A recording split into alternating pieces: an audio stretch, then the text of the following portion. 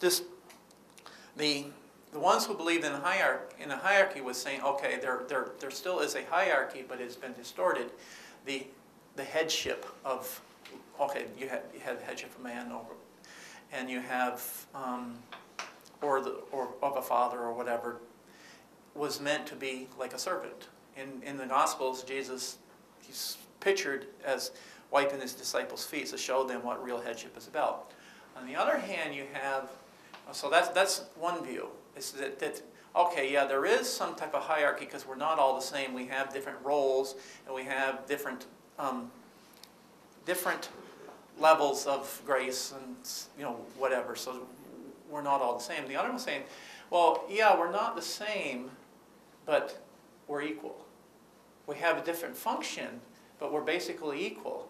And they were saying, sure, you have differences in roles, but Christ also said, there is no slave nor free man, nor man nor woman, nor Jew nor Gentile in Christ Jesus. So, in this relationship, in this new covenant, there's an equality. There's not a sameness. We have differences of roles, but there is an equality of value, of essence. And so this was a difference. And then the Quakers went so far as saying that the notion of inequality, which is at the heart of injustice, came about because of the fall. So the Quakers said, no, you don't have a natural hierarchy except of values. You have a hierarchy of values. But you don't know from what, and particularly, even if there was a natural hierarchy, it is not institutionalized. Because throughout history, a person that has rose up as God's champion time after time after time, rarely, if ever, had an institutional position of authority within his society. He usually had to buck the society. I mean, the prophets were not the chief priests or the king. Within our society, generally speaking, you have, throughout most of religious history, a lot of your saints came out of nowhere, weren't listened to, were persecuted, martyred. Same thing with the prophets. So you don't know who is going to receive this a little bit more. Yeah, okay, sure, we're not the same. People have different levels of grace, but you can't base a social order on that fact because you don't know who they are going to be. And they certainly don't correspond with an institutionalized hierarchy. So by the time of the American Revolution, the understanding of, not necessarily, everybody became a Quaker, but the importance of the equality of the individual in essence, even though we're not the same, became important, and it was enshrined in the Declaration of Independence. We hold these truths to be self-evident that all men are created equal.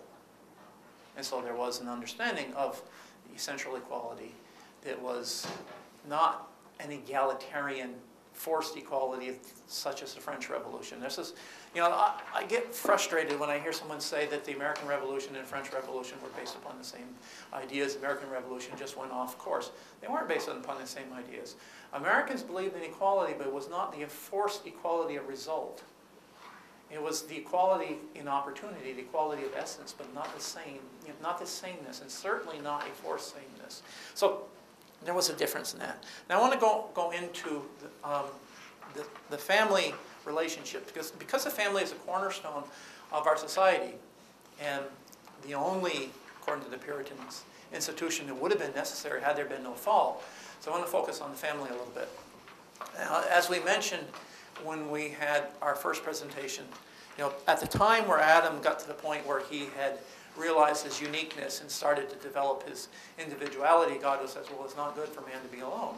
And so he created Eve for Adam, and they came together, and it says the two became one flesh. So man and woman are polar opposites, and they complete one another. Augustine had developed a philosophy that the Puritans picked up on, and actually Jonathan Edwards particularly wrote a lot about this. Not only is the fall a matter of disordered passions, but more particularly, the fall is a matter of disordered love. That human beings are finite, and we seek completion, we seek fulfillment in this relationship with the infinite. There is something within us, that spark of that, when God picks up the dust and he blows into it and we become a living soul. Our identity as soul is part of that, part of our identity, part of our very being is this spark, a breath that God has, blows into the dust of the ground He picks up, and we became this living soul. So part of our identity is tied up in some way that we don't comprehend with the Spirit of God. So that our fulfillment can only be found in a relationship with this. So there is an infinite need for this love and relationship, this union with our Creator, and we talked about that a little bit last time. So we are incomplete, and we seek completion in this relationship. Ultimately, that completion comes from a relationship with God, but relatively speaking, it also comes from a relationship with one another. And that's why man and women are polar opposites. You have the opposites come together, and the two become, one flesh. This was an understanding that was at the heart of the family. The two become one flesh. Neither is complete without the other. And the two become, the man and woman coming together, become one flesh. It's a cornerstone. Then you have children, obviously, but it's a cornerstone of civilization. And it's also not just a cornerstone of civilization, but it partially represents the completion of the individual. Because the individual is not complete until they're able to embrace another, an opposite, and they fill each other's gaps, so to speak. Now, I want to go back to this notion of passions, the passions being disordered, love being disordered, because if you take a force that's very strong and very powerful, and you let it go off course, it's very destructive. A laser can be used in technology for great things. It's very powerful, very useful, and very necessary, but you use it wrong, it's very destructive. Well, so is our passions. We mentioned, that crime, a lot of your crimes and wars and stuff like that can be accounted for by disordered human passions. And so, ultimately, the trick is to channel those passions through a relationship with God, through relationship men with women. And because men and women were meant for one another, there are passions that can only be satisfied and channeled properly if they're in relationship with one another. This is maybe even more so maybe even more true with men than it is with women, because what's his name? George Gilder wrote this book, Men in Marriage, one time. He talks about, and this understanding has been, a lot of sociologists have talked about that. Men by nature have a little bit more, there is an aggressive nature. By nature, men are aggressive. That aggression channeled into a proper relationship with women is a positive and healthy thing. It helps. Helps create the energy through which civilization develops. If that energy is not channeled through relationship with women, then you have barbarism. So women by nature are harmonizers, and men by nature are a little bit more aggressive. They're competitive. They're a little bit more aggressive. And then as women by nature are harmonious, the two need one another. And if their passions are not linked together and channeled through one another, then you have barbarism rather than civilization.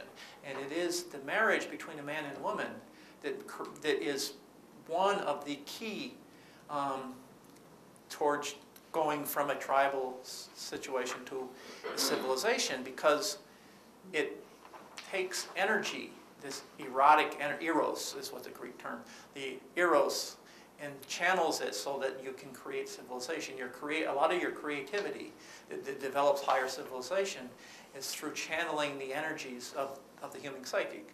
And that, you channel it through religious channels, yes, but you also channel it through the institution of marriage. And there's the focus upon the institution of marriage. Most religions have focus upon the institution of marriage, but the Judeo-Christian biblical tradition has put a sanctity on marriage that is even stronger, and that's one of the reasons why in the natural world you have a plus and a minus. They come together, and then it creates something higher. You got atoms come together, you got little particles come together, they create an atom. The atoms come to create them because they have opposite charges and they come together. Now what happens if you take the plus and minus, they repel? Why?